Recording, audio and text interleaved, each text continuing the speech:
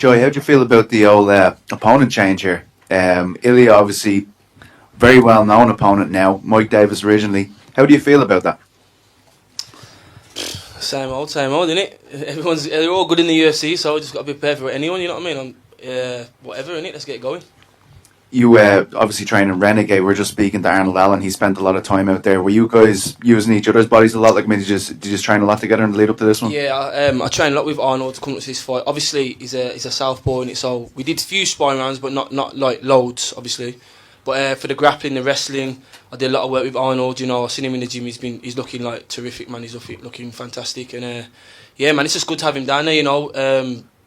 There's like loads of athletes down there. You know yourself, Leon, Fabian, Tom, Aiden, Tim Wild. You know, it's just full of talent. You know what I mean? So it's good to have Arnold in the mix as well. How good did that last win feel, right? Because I really feel as though you got one of the roughest entries to the UFC I've seen. You know, like Trinaldo was a horrific fight for anyone on his best day, and then Moicano straight after that. Mm-hmm. How did it feel to get that first UFC win? It must have been a huge milestone for you. Yeah, man. You know what? It was a tough. It's tough at the top, innit? It was a tough debut and a tough second fight and that. But you know what? I'm glad the way it went the way it did. To be honest, I'm glad I had them tough fights and I actually got straight in the UFC and actually like went with the guys. Like, you know, this is what it's all about.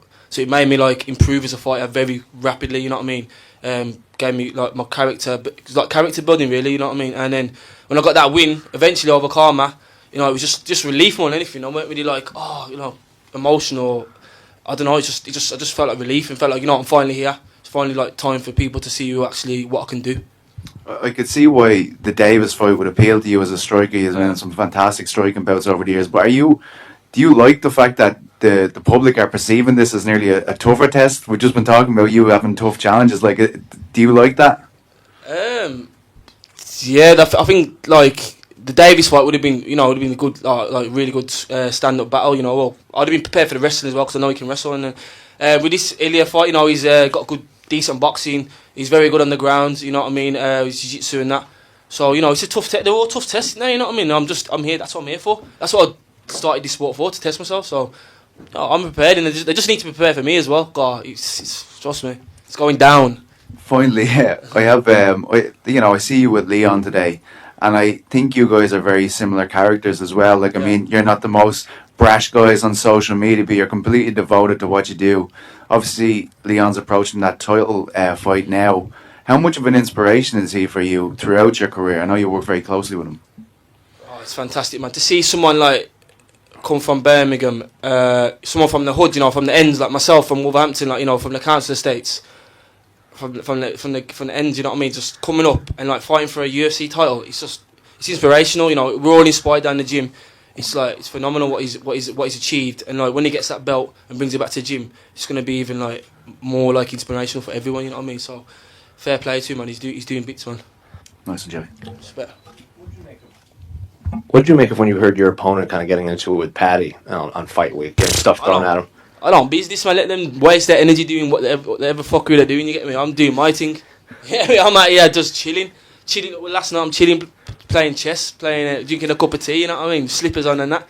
They can waste their energy doing what they want to do. I'm just out here chilling, me ready for Saturday.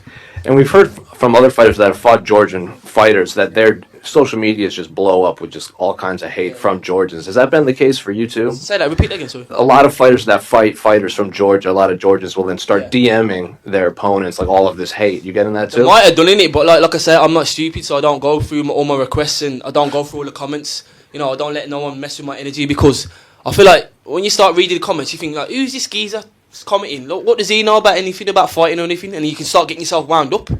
So what I do is I just don't bother reading these comments or going through like message requests and seeing like all these messages or these story tags and that. So it doesn't mess with my energy, you know what I mean? And I think that's what other fighters should do, really. You know, getting involved in all that stuff. And what do you make of his actual skill set inside the octagon? He has a lot of submission wins, but lately he's been putting people away with his power. Yeah, you know, obviously he's got a very good submission skills, you know. His ground game is very good. And he started to, you know, I see using his boxing, which he's got decent boxing, you know what I mean? So I'm excited to fight, you know. I expect him to come out, try and trade, and then shoot for a double leg.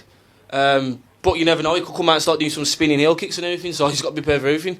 But yeah, it's a exciting fight. And Paul Craig has said that when you're undefeated in the UFC, you haven't faced adversity, it can be kind of dangerous because you've not had to build yourself back up coming off of a loss. Is that, how accurate is that? And do you think that could play into your favor against Ilia because he hasn't really faced adversity inside the octagon? I'm not sure. It's whatever. But like I think my run in the UFC compared to his, or my opponents compared to his, like it's very different. My experience with my opponents, the level of my opponents has been very different. So we'll see what he brings us Saturday night. But I know what I'm bringing. You know what I mean? Black country business. Jai, I know, Jai down here.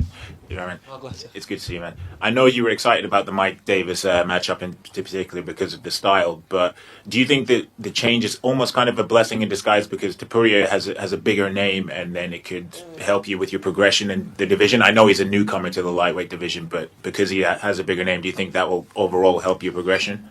Yeah, I suppose. Yeah, he has got a bigger name, I suppose, and he has a big following.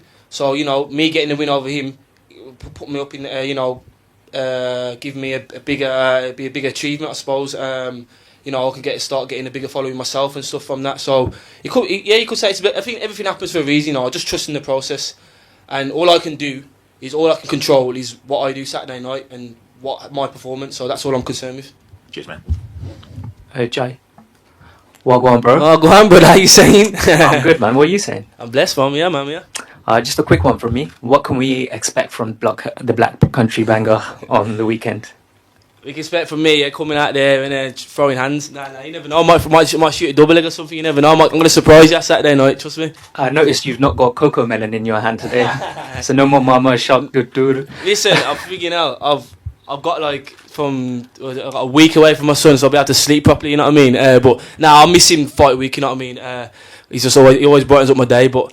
At least I'll be able to chill out, watch some normal television instead of Coco Melon, Paw Patrol, the Peppa Pig, and all them things there. So at least I can watch some proper telly and have some good sleep. But yeah, I'll miss him. Have a great one on Saturday. Thank you. Thanks, brother. So you right, mate? Hello, man. What's the difference mentally preparing for this fight compared to your last fight? Obviously, there was so much on the line with your last fight. I felt like you were kind of fighting for your UFC career in a way. Is this camp been a much calmer or happier place for you because maybe there's a little bit of that pressure off? I think every fight's a title fight. That's how you got to approach it in the UFC. Every fight's a title fight, man, because they're all like top level athletes. Yeah, obviously the last fight, it was like do or die, I think, and I still believe this one is as well. Look, I'm 1-2 in the UFC, so I still need to continue winning. You know what I mean, to prove my place in the UFC, and get other contracts and better contracts, and build up my fan base, my following. So there's different pressures. You know what I mean, but I come here now, I'm relaxed, I'm chilling, and I'm just ready to perform. In front of the fans, which I've never done before in the UFC. So I'm really excited. Brilliant, mate. Best of luck Saturday. Thank you, brother.